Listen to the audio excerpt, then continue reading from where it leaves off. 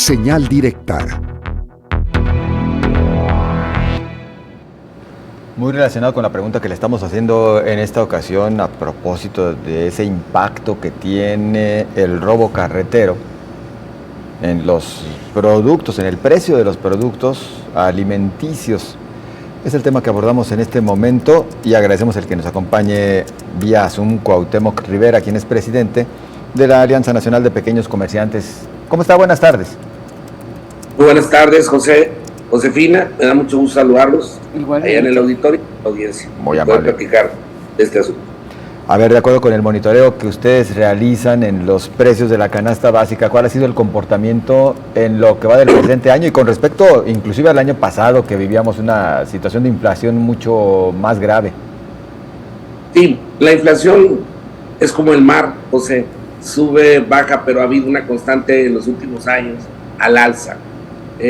Muchos países han estado preocupados después de pandemia por recuperar el índice que tenían previsto de inflación, que estamos hablando que tenía puesto como tope un 3%. Ahorita en el país, en un reporte INEGI, estamos hablando que estamos en 4.44 de inflación, pero la inflación alimentaria tiene un comportamiento mucho más volátil, por lo que nosotros hemos venido diciendo que no hay que cantar victoria de manera anticipada, porque como ahorita hay una tendencia leve a la baja, puede subir el otro mes con mucha fuerza, por muchas razones.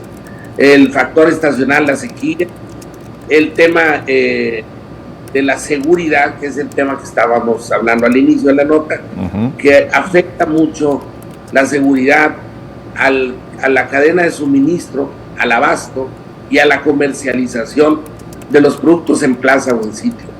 Este factor está golpeando, elevando los precios de los productos en muchas regiones del país, en donde el clima de inseguridad se está extendiendo.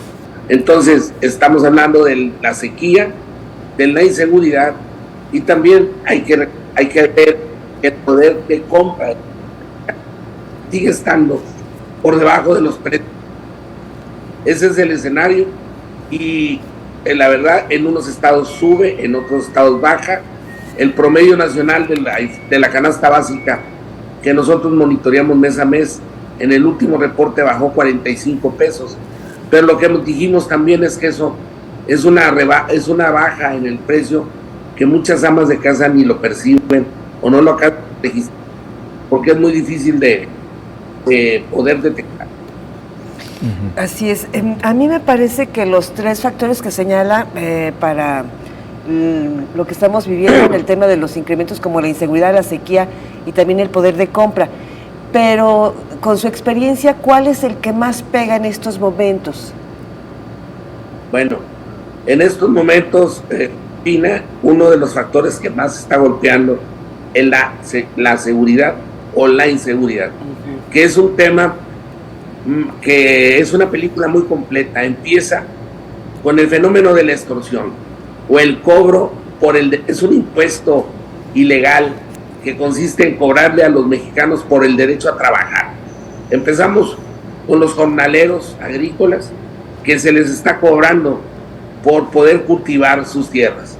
Esto ocurre en Michoacán, eso está ocurriendo en el Estado de México, eso está ocurriendo en Sinaloa. Es decir, las pandillas de criminales, de delincuentes, van a donde inicia todo, y les cobran a los jornaleros un dinero por dejarlos trabajar en paz en la tierra o sus tierras. De ahí nos vamos al transporte de la mercancía, de donde se produce, a los grandes centros de distribución. Ahí viene un cobro carretero, una extorsión carretera que ha degenerado hoy en que se roba la mercancía, se roban el tráiler para luego venderlo en partes o lo deshuesan, pues. Y en un tercer asunto que es más grave, que es lo que ha venido pasando en últimas fechas, es que terminan por asesinar a los choferes de los trailers. Esto hizo que recientemente las distintas asociaciones de transportistas federales se expresaran y manifestaran su molestia y su encono, tapando algunas autopistas y protestando exigiendo que la Guardia Nacional haga su trabajo, que es garantizar la seguridad del transporte federal de carga y bueno, y también de los ciudadanos a través de las distintas autopistas del país. El tercer momento de la extorsión es cuando llega la mercancía a la plaza o al centro de distribución y que el centro de distribución va al punto de venta. Ahí también hay una póliza de seguro porque para que finalmente pueda llegar la mercancía a donde va, o sea, al lugar donde se va a vender.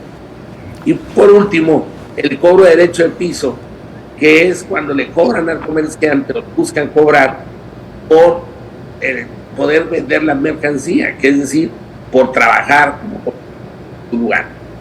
Y en unos estados todavía han ido más allá, en algunos estados como Guerrero, como Michoacán, Colima, en donde poco a poco las pandillas de delincuentes se han ido apropiando de la mercancía cuando llega a la plaza y entonces lo que hacen es ellos distribuir la mercancía y poner el precio final de los productos. Oiga, como se puede, toda la cadena de suministro está presente, esa tentación, ese virus, ese moho que es el dinero fácil que buscan obtener gentes que sin trabajar y en base a amenazas les están sangrando a la cadena de suministro y a la población de una manera muy importante. Entonces esto tiene a mucha gente muy estresada, muy enojada, mucha gente termina cerrando sus negocios, haciendo justicia por propia mano. Han pasado muchas fotografías de estas en los últimos meses en el país y lamentablemente esto está extendiéndose a 2/3 partes del territorio.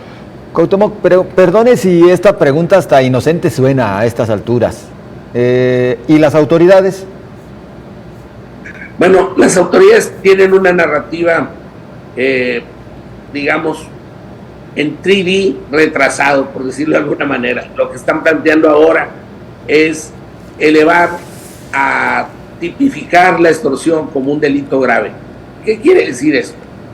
Que en lugar de que ahora son de 2 a 5 años, sea de 8 a 12 años el castigo si logran fincarle la responsabilidad a alguien de extorsionador, y también que haya una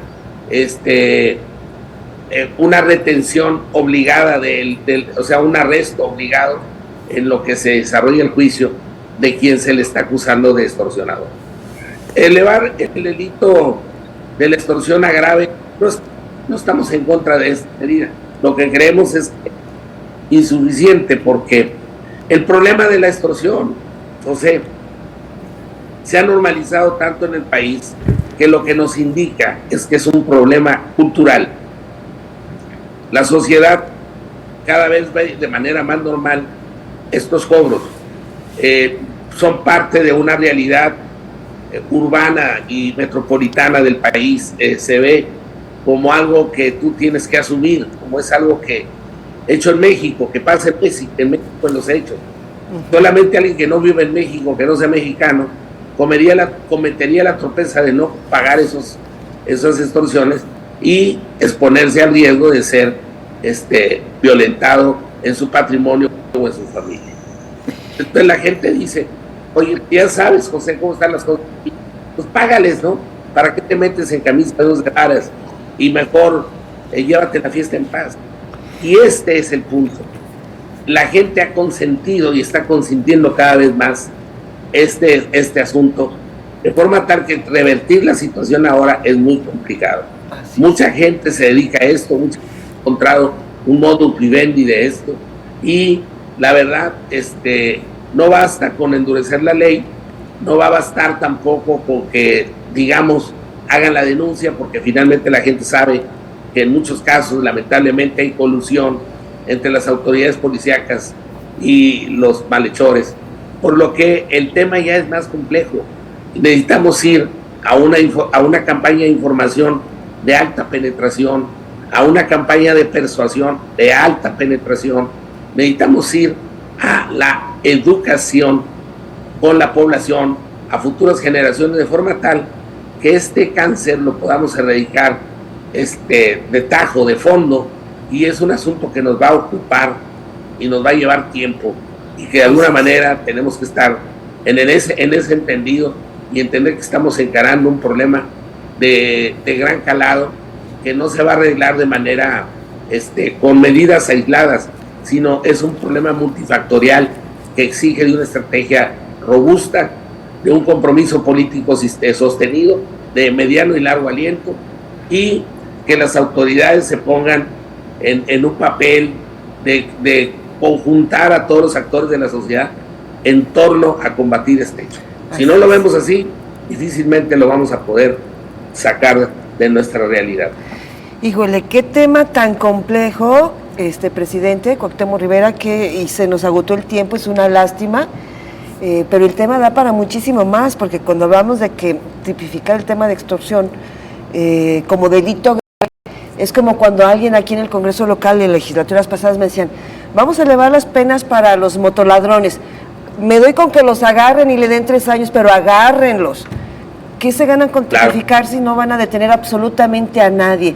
De acuerdo con todos estos temas de campañas para ver cuántas décadas nos va a tardar revertir este grave problema, pero sobre todo justicia, porque hay también un hoyo oscuro tremendo en el Poder Judicial. Le agradecemos mucho su tiempo, que esté aquí con nosotros, lamentamos mucho el problema, y bueno, si este medio de comunicación ayuda precisamente a revertir un poquito toda esta gravedad, pues le seguiremos invitando. Muchísimas gracias, señor Cuauhtémoc Rivera. No, a ustedes por invitarme, saludar a su audiencia y ponernos al tanto de un problema que nos está dando muchos dolores de cabeza cada vez más. Y no normalizarlo, no normalizarlo. No. Un abrazo. Igualmente, cuídense mucho. Gracias.